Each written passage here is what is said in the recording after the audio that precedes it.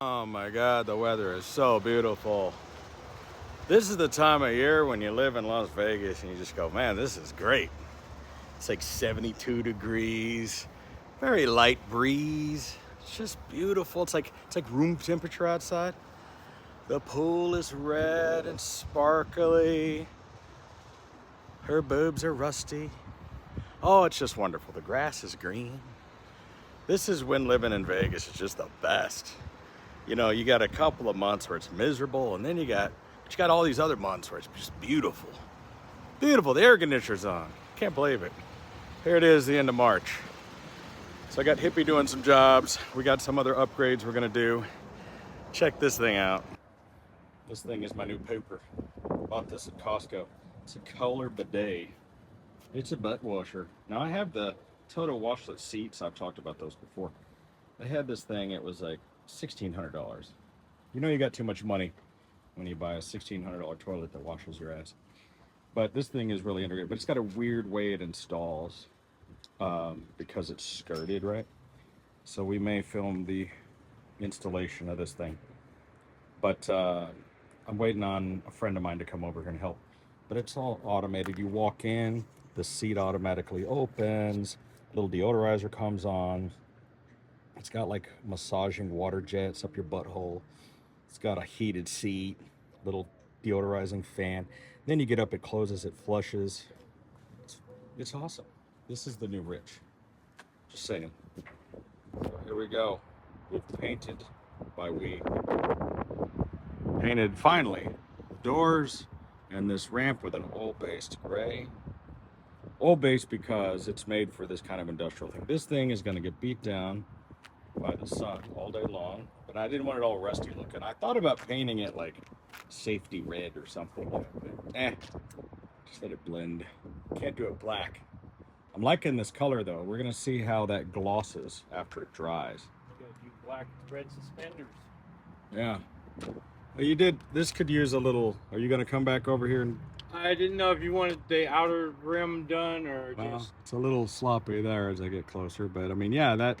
I mean, I can hit it real quick. I mean, that's no problem. But Yeah. this side is white, you know, so it's like. Well, I'm seeing a lot of. I don't know what's up with these bubbles, and maybe it's just because the heat is beating down on it.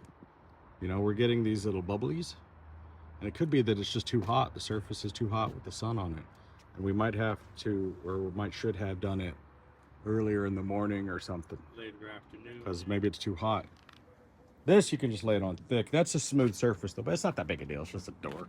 I mean, I can always give it a second coat. I don't care. Maybe we will, but I mean, I don't care. I just don't want it to flake off.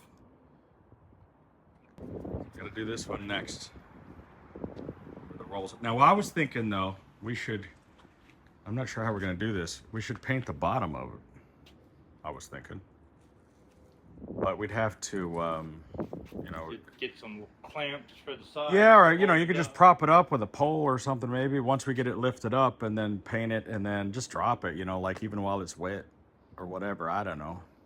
But I want to repaint this floor. I was thinking this was the same color. It may or may not be. I wanted to repaint the floor. Yeah, but you know, it's got some rust. We're getting a little water back here. And we may need to just mop this, or if this is going to keep happening, I'd rather drill a hole in the corner. You know, you can always fill in the hole, but obviously it's lopsided and one day we'll move it, but for now we keep building up water. And so the other thing is, I just realized, see all this rubber cladding here? All right. That's going to get destroyed when you paint it. So probably what has to happen, and I don't like doing this, we're gonna have to peel off this cladding and I'll have to go buy the glue or whatever's used to hold it on. And we'll have to re-glue it back on because otherwise you're gonna get paint everywhere. So if we peel the cladding off, the rubber mop strip, I guess is whatever they call it. All right. Lights on. That way, and then you tape off this brown. And then you'll just take a roller and you'll just pour the paint and you just spread it out. Mm-hmm. Maybe we should even do an epoxy, but that's this enamel or oil base rather will be fine. It covers pretty good. Yeah, I mean, it lasts a long time. I mean, it's made for doing this kind of stuff. I mean, just think about if this was a trailer, right? If this was a trailer and you painted it, it would last a while. It's going to be out of the sunlight. And then we could go through another level. We have that big rubber mat we could put in here also. But all this rust, and this looks just terrible after all this rain. Yeah, I was gonna paint it up to about here today. Yeah, You know, but this area is going to have sweep to it be all off and- mopped, you know, so I can, yeah. when we're ready to do it, you're like, I'll take the rolls out, obviously. We'll peel this rubber off. We'll mop this area, get it nice and clean. And that way you can be a little sloppy, not too sloppy, but you can, you know, go up against the wall. And then we'll get this all super painted. You can see where my pipes have been blowing Exhaust. crud, exhaust, yeah, Exhaust when I crud. started up. And that's just the way it is. But it's cleanable. That's the whole idea of this floor, is that when it's clean, and then you don't want this rust coming through. It's not really going to structurally rust. Just listen, it's a Rolls Royce. I want to put that Rolls Royce sign. We're going to get another one of those fans because that fan is jacked up. Okay. And But you want me to take it out or? no, I need to go to, well, we should, I don't know if we want to take it out, but we do need to, either we need to fix it or get another one. Because it's jacked up. Look at this. That sucks. This is another thing. That's not no bueno. Yeah, you think it's rubbing a little bit? Yeah. So a couple other ideas I want to incorporate is I know I bought some motion sensors. I was thinking about putting a motion sensor on that light that's on a timer, and then another motion sensor that's on this light right here. I think it's this. Yeah. This is the outside lights. I don't know what that's. So these are done wrong, and maybe we could rewire them. Because that's a porch light there, and that's a porch light there, and then this is the inside lights. They should have just put both the porch lights here. And then, you know what I mean? It's just dumb. Because you walk in, and then, like, you don't know which one to hit. So what I want to do is, I bet you can just reach in there, and the wires are there. So I might rewire this, put the two porch lights here, and then put a motion sensor here so that when you come in here, it's on a timer, just like the one that we put in the laundry room. That way, wait, no, that's the wrong one. See what I'm saying? You know what I'm saying? So that way those come on. And then I need to get the MyQ working on that. Either replace that unit or get it to work. I can't get it to work. It's just old. That way I can open it with my phone. I know I'm very demanding. But if you're going to buy a box to keep your Rolls Royce in, shit should work. Been in here working in the studio, the recording studio, the jam room, whatever you want to call it. I redid it quite a bit. May not be able to tell, but or just rearranged everything. We hung this like an extra bass. So I want to put some guitars and things on this wall, decorations and whatnot. You know, this carpet was just a big floor carpet that I hammered into the concrete as a sound deadener. That's what this is as well. And I got another one that's going to go here. But now we have space. So when you guys watch us do our rehearsals live on the Videobob Show channel, this is the rig, right? So I use this Line 6 equipment. Line 6 is great. And they don't make any of this stuff anymore. This is called the Stagescape M200 or M20D. And what's cool about this thing, I'll fire it up, but it takes a second to boot up for those of you that are into audio.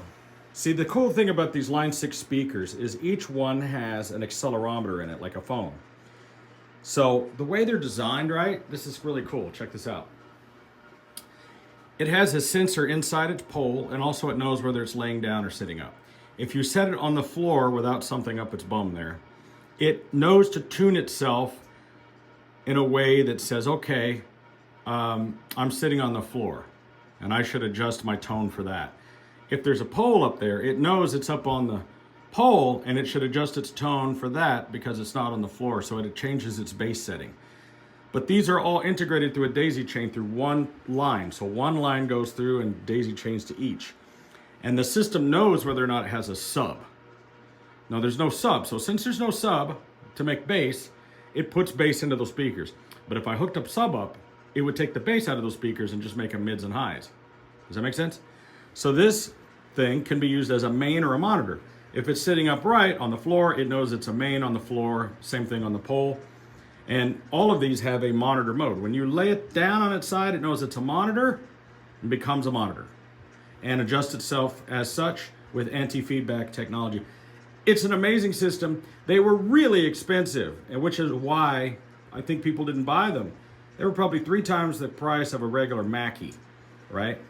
Now check out this thing here. So when I pull up, let me pull up my setup. You right? See, because this is what's great. You can save different stages. So it literally gives you a picture, right? If I could zoom in, it literally will give you a picture of the thing. The drum, the guitar, the person, right? And it just knows how to tune itself. So I can hit the monitor button. And like, let's say I want to go, I can pull up my in-ear and I say, well, I want to put more wireless in my in-ear. And it draws a line to the How cool is that, right? So you don't really have to really know what you're doing. I can go into setup. And so what you guys don't see me doing over here, when I'm messing with this thing, right, my camera's here, I either have the camera mounted there or this thing.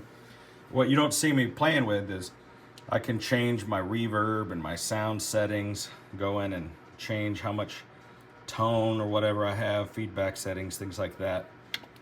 It is a great system, and unfortunately, they just don't make this thing anymore. It's sad. And so what I have is I have a snake. Snake runs over here. There's the snake. And in that snake, we have, so like I was trying to hook up this DDR4, the D-Drum 4 brain, because these are hybrid D-drums. And so that's what we're using. Eric, my buddy Eric, came over yesterday and he goes, hey, you need some sticks. These are the ones he uses on stage. Kiss 50th there. And I said, dude, we're not going to, he goes, that's a kind gift, but we're not going to want to use them. He goes, these are the ones he plays. They're not stage played, but these are what he uses when he plays. And it's like, bro, he's my close friend. I love him to death. What a nice guy. But it's conflicting because we need sticks to play. And I'm like, I don't want to use these. I'll go buy some. Just put new heads on the drum kit. We use these pasty Color Sound 900s. This is unendorsed, but I wanted them in red to go with this. I am not officially endorsed, but because of my affiliation with Vinnie Paul through the years, I get a little price break when I buy these D-drums, and so, and they'll comp me with some stuff sometimes, and I love the look of these. I know what you're thinking, Bob, why didn't you get the black and red? They make a black and red version of these, but I thought the red and white popped better. It just pops. Look at the color of it. It just pops. You can splash color on it. What a good looking drum set. Like, look at it. Look at it. It's beautiful. It's actually a double kick, but my drummer prefers to play with a double pedal one kick. I don't know. I don't know how to play drums. I don't know how to play any of this stuff. I just know how to sing. That's my gig. So this is my vocal rig over here, which I need to break down because we got a gig tomorrow. In this drawer, I've made this drawer myself, basically. I've got my microphone, which is the KSM8. Your short in-ears, I actually have 2. I use rechargeable batteries. And I designed this thing so that it breaks down and fits into this drawer. These antennas go in there. And then actually in the lids that go on here, I have a bunch of other spare parts that I carry with me, right? So, where's my lids? They're in here somewhere. They must be behind there. Okay. But, and I carry all that stuff with me. This is my Wolfgang telemonitor, so I use a teleprompter. I'm not ashamed to admit it. These are the foot pedals that operate it. There's a little keyboard there, and it's basically a Windows computer running PowerPoint. And I just turn the page. I don't have to sit there and read it, but I like to have the help, right? Give me a break. I'm not a professional. I'm a karaoke singer. Okay, we've been cleaning up this warehouse. I just ordered myself a wardrobe case. This is it. This thing was like $1,200. So basically, it's going to be a 2-foot squared by 5-foot tall case that splits open, and all my jackets are going to fit in there. So this thing was from Road Cases. Cost me $1,100. That's on the way. So there's a look behind the scenes of when we're jamming out. This is my little hangout room. This is for the band. This is my band room. Play pinball machines. Have a drink, have a beer, whatever. We jam out in here. Got me a little fridge full of lemonade. A white, cool, refreshing drink. There it is. We're gonna win this race. So yeah, if you see this video in time, my band Turbo Lover, the Judas Priest tribute, is playing at the Dive Bar, Flamingo in Maryland, 10 o'clock Friday night. So what's going on with this Rolls Royce? Well, nothing. We haven't done anything to it. You know, I've been busy with the band, and as I had talked about, I want to paint the dash black. A lot of people had different opinions about that. They're like, no, don't do it. And so here's the thing, okay? Let me turn this light on here. Okay. This section of it is just bad, right? This veneer's been rubbed through. You know, I suppose I could restain this. This is what you can't see though. Look how much damage there is. It's just missing wood, missing layers. I mean, it'd been rotted for a long time. I glued it back together. It's just not perfect, you know. It's got so many bad spots in it, which I know could be colored in. And I got some great advice from people that like, oh, I could send it to this place and that place. They'll reveneer it. They'll redo this. It's a Rolls Royce. It should have wood. This car is going to be goofy. You know, I'm going to paint it bright red, cherry red. And some other people said, why don't you wrap the dash with the vinyl? The issue is these beveled layers of wood here, right? You can't really wrap that. So this is what I'm gonna do. I'm gonna paint it with black, gloss black. I'm gonna put a couple layers on there. I'm gonna wet sand it and get it as glossy as I can, okay? Then I've got these cool gold leaf, gold printed Rolls Royce logos. I'm gonna put a Rolls Royce logo, I think maybe here or here. What do you think? I'm thinking right here on the glove box, right there. And then I also have this red, it's like a red metallic 1/8 inch pinstripe. And I thought about putting that there with like the pinstripe right here. And maybe, you know, there's not a flow in this dash you can put a pinstripe. But I thought about putting the logo here with the red pinstripe that goes right like that. It'll make sense to you, okay? So imagine a Rolls Royce gold RR, right? And gold leaf, right? And then like a red pinstripe that's metallic red, like it looks like metal that would go here, right? And then to follow that theme, okay, so, you know, imagine that this is bright cherry red, like that flag there, like Ferrari red, right? And then these door caps, right? Check this out. Take these door caps off, and these are gonna be done in piano black as well. Because you've already got this black wrapped leather, right? And this is black. Carpet's black. I mean, look at the dash right now. The dash with no dash in it is black. Does it look bad to you? Right? Stand back here. Does that look bad? No. Most dashes are black. But it's going to be shiny piano black. Okay? Now, I've got these other Rolls Royce logos, as I told you. Like, it could fit maybe here or here. Put it here. And then take that red line and put that red line like that, you know. So like the Rolls Royce logo's like right here maybe, or right here, wherever it fits, because it's kind of big. So I'll figure out the best place that it fits, as long as it fits. So maybe it goes right there.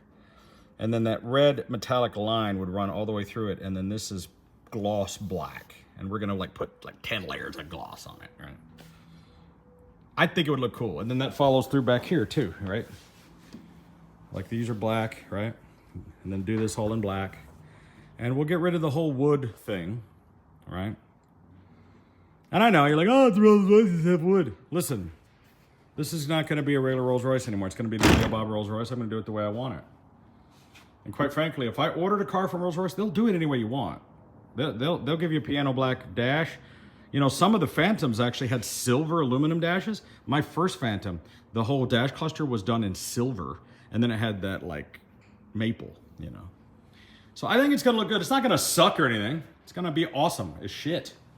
So we're gonna take out all the glass and then buy all new rubber. It's about $2,000 for all the rubber, because we're gonna have to put in a new windshield rubber seal, and when it needs to come out for paint. And then all the chrome bits and stuff, these mirrors, these door handles, this trim down here, that's all coming off. Haven't decided what I'm gonna do with the wheels, right? Because they're kind of crappy. I might powder coat them black. I might powder coat them silver. I might powder coat them gold. But they need to be powder coated because the chrome is dechroming. All right? And I've seen them done in red and white and all kinds of things. But polishing it's going to take more than polishing. They need to be sandblasted and powder coated, in my opinion. And I can do them in a silver. You know, red and gold always looks great. Look at the Lamborghinis that have the red and the gold wheels, all right? Black, you know, with the red and the other black, maybe. I think red on it would be too much. White, if the interior was white, I would do the wheels white. I love the Lamborghinis that are red with the white wheels. Those are great. Or I'll just do them silver. You know, can't go wrong with silver. You know, there's plenty of silver on the car. Now, if I wanted to really be a pimp, and I'm thinking about it, I'd have all this done in gold plate. That's a feather in your cap right there. That's pimping. Pimping. Have all the chrome done in gold plate. But I just don't know of a place that does large-scale gold plating. But imagine this thing rolling up cherry red with gold grill. Come on. Got your gold tooth displayed. All the girls go crazy. So, anyway, I like the idea that I want to do.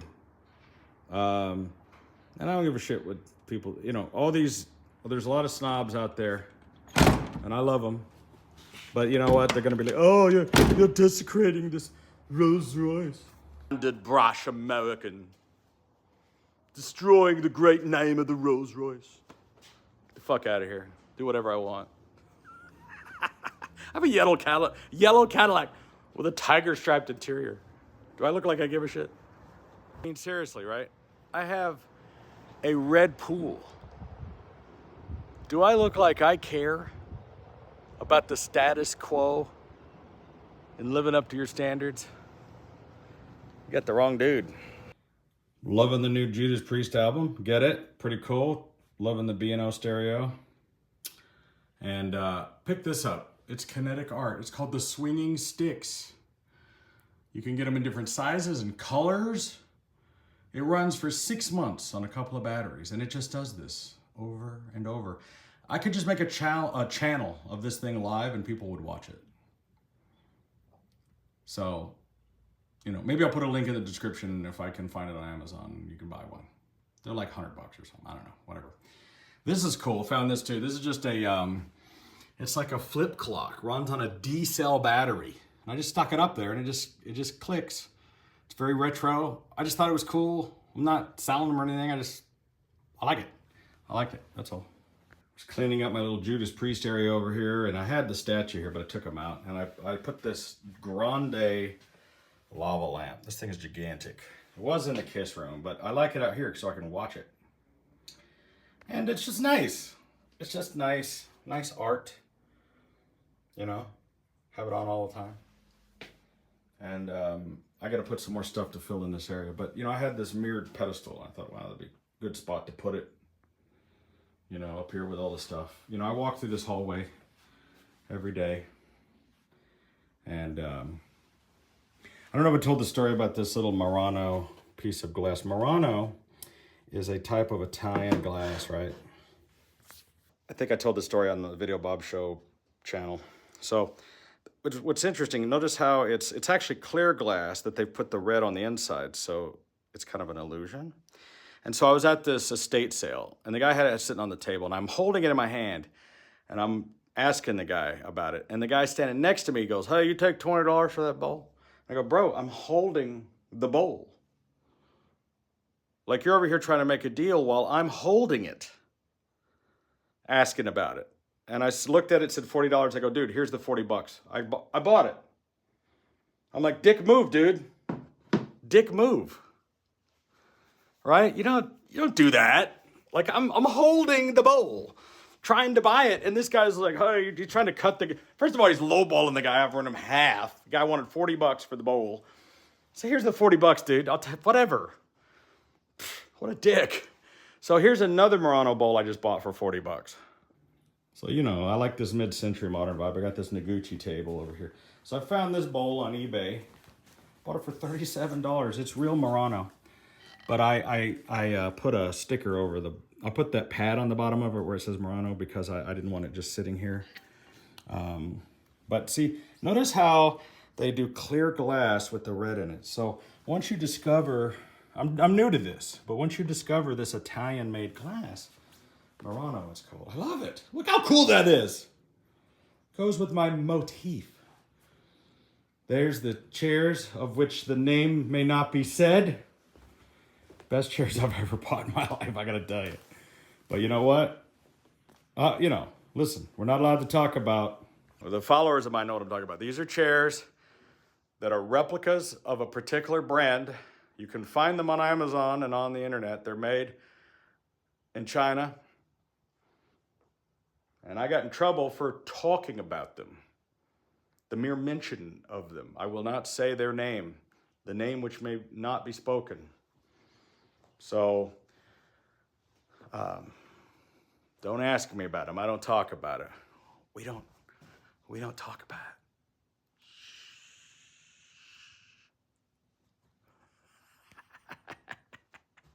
Here's something you've never seen, probably. So, you know, my buddy my buddy Gene Simmons, rather, he has his money bag vodka. This is I don't know if these are available, but that's the little mini version. And then I have one of the, I got these somewhere, I forget. And then I got the big one, which nobody's ever seen. That big one, probably not in a retail store. See, there's the regular size one you might find in the store, this one. So, I've got all three sizes. I'm probably the only person other than Gene that does. But we have some of this up here. The Louis Cognac. We have some Kiss Cold Gin. I don't even drink that much. There you go. There it is. There's the plaque. There it is. The silver plaque. Working my way up to the gold one. This is a tiger thing I found. A panther. This is some kind of goat head I found. And I just thought it was cool and scary looking. People were like, what the hell is that? I put it up there. It was just scary. Just scares people. I think it's funny. I'm looking for something else to put up here. Like that thing, that's just made out of like rubber. It's just a Halloween decoration. But it's like, instead of just a regular like deer head, I have like a evil goat. I don't know what, he's like a unicorn or something. I don't know, it's hilarious. It's just funny. I like it. That's Vinnie Paul's drum set up there, if I haven't talked about that. That's a D-drum thing. We talked about D-drum earlier. And the interesting thing about it is there's his hat. For those of you that are watching maybe for the first time, I used to work for Vinnie Paul, so I used to drive his bus and stuff. But all of that hardware up there, all the cymbals, the stands, and that was all used at the very last Pantera show. That was all stuff that back when he was on Pearl. And then when he came back into drumming again, he was using all D-drum equipment. So he gave me all that Pearl stuff. So it's kind of funny that it's mixed with the D-drum equipment. But I know the origin of that stuff. I don't have like proof. I was just there in his warehouse when he pulled that stuff out of a Pantera case and go, here, you can have this stuff. I'm not allowed to use it anymore. And this is all from the last show. So that's what that is. That's some of Gene's art. This is my kitchen. Welcome to my kitchen. And there's my fridge. Let's see what's in the fridge. People like this stuff. Let's see. See what's in Videobob's fridge. I like almond milk. I do a 5-hour energy every morning. Some mayonnaise. Some almond milk. This is good. I did a video on this on Bob Eats Vegas, Prince Street Pizza. There it is. All right. Some yogurt. Some sauce. Pretty boring, right? Boring. Let's see what's in the deep freeze. There's some more liquor. Liquor? I hardly know her. Yeah, anyway. Let's see what I keep in here. Yeah, I love these. Dude drives a Rolls Royce, eats Totino pizza. They're awesome. These are good too. I had this for lunch, a Crustable. An Uncrustable. All right. Not much going on in here. I use this stuff on my flat grill. You want to see my pantry? I don't give a shit. Let's see. I'll show you what I eat. Look at this crap. I like Chef Boyardee beef ravioli. I like chili. Heinz beans brought in from England. And seriously, I should put those in. Some, you ever have a snowball? Those are good. Soup. Not, you know, macaroni and cheese. This is why I'm a fat bastard. I'm taking this.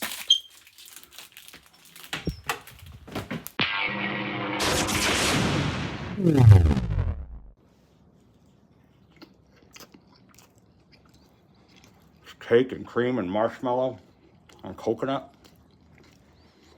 That's what's in there.